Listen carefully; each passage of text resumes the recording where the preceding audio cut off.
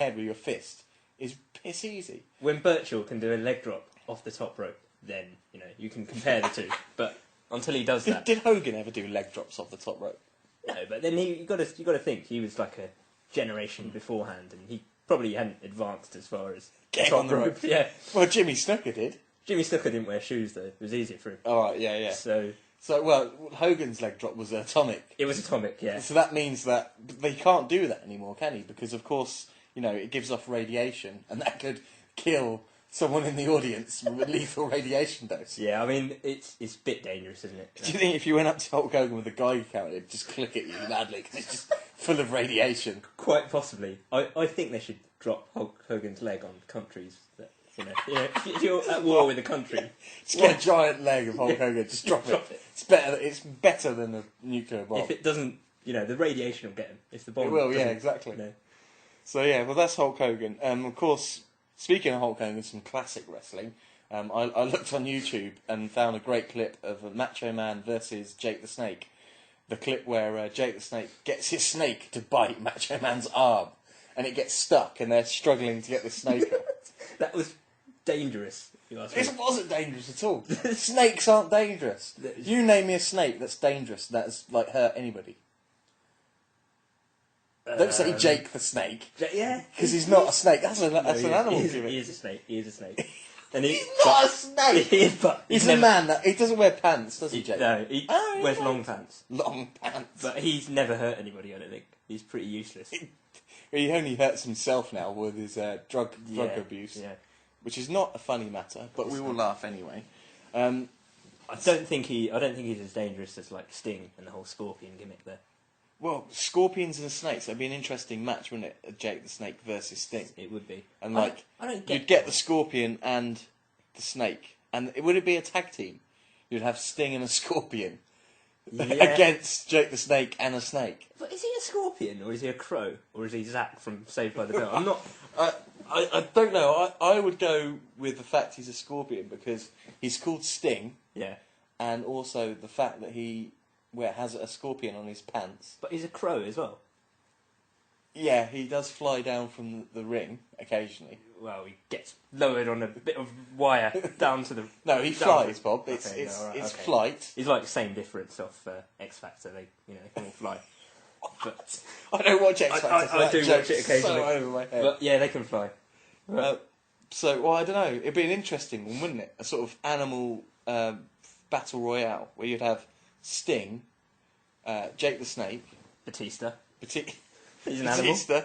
I'd get Shark Boy back. Shark Boy from TNA. He'd come in. You could have the British Bulldogs. The British. Although I'd like to see Matilda, or any other bulldog for that matter, bite a wrestler. Just like Jake the Snake worked. Just like his snake did. How would they couldn't fake that one. Well, not that they faked the other one. Are you saying that it's a fake snake, that bit Macho Man? I don't know. I don't know how they did that without it hurting. That must have really hurt. It's funny because I sent that clip to my wife and she said, "Oh my God, that's so cruel." I said, "Yeah, poor Macho Man Randy Savage. How dare they abuse him? He can't help it if he's a hairy gorilla." Oh, what? Mark Henry. Oh he's a silverback. Well, he's a self-proclaimed silverback. So technically, he's not an animal, but he thinks he's an animal. How do you proclaim that you're an animal? I hereby proclaim that I am a mountain gorilla. Yeah, I'm not. I'm flying in the hold. I'm a gorilla. I'm not flying in seats like humans would. I proclaim myself to be a gorilla. Why? The self-proclaimed silverback. Yeah, I mean, other animals. Can you think of any? No, that's it. I think that's the full list of animals I can think of. The self-proclaimed silverback, and yeah, I don't think there's been a... Oh, Coco Beware. Coco Beware, yeah. Although he wasn't an animal though, but he had an animal. He was the Birdman. He was a man who was like a bird. Yeah. And then that was pretty much it. I can't think of anybody else that really was an animal. But regardless, anyway, I think that would be a really good match if you had all those. Yeah, it's worthwhile having it as a battle royale for the next. Battle royale. Well, what gimmicks have they not done yet in WWE? I mean, we discussed last week about torso wrestlers, and you mentioned there was a midget division. They need a lawyer. They really need a lawyer to. IRS. IRS has kind of done. Kind of like that. Yeah. Maybe a sidekick battle royale where you have like good sidekicks. You can have Virgil, the $1 Million Man's sidekick. Virgil, I liked him better in WCW when he was Curly Bill.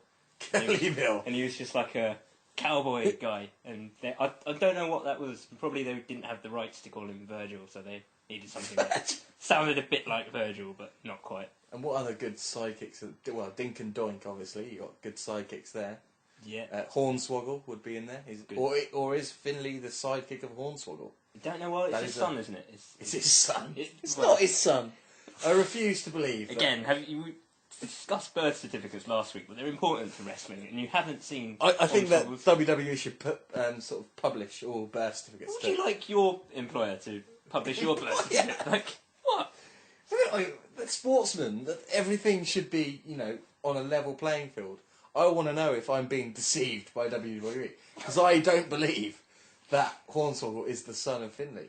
I do. I think every Irishman has a leprechaun for a son, and that's all the proof you need, really. Well, yeah, okay. And they've already proved that Hornswoggle was Irish because he said "thank you" in like a really in a really Irish accent once. So that's what more proof do you need? You're being really sceptical. Maybe I'm being over sceptical. I mean, you never know how many Undertakers there have been, so I ask questions because I'm curious. I need to know these things. It's not as if you should just take their word for it, really.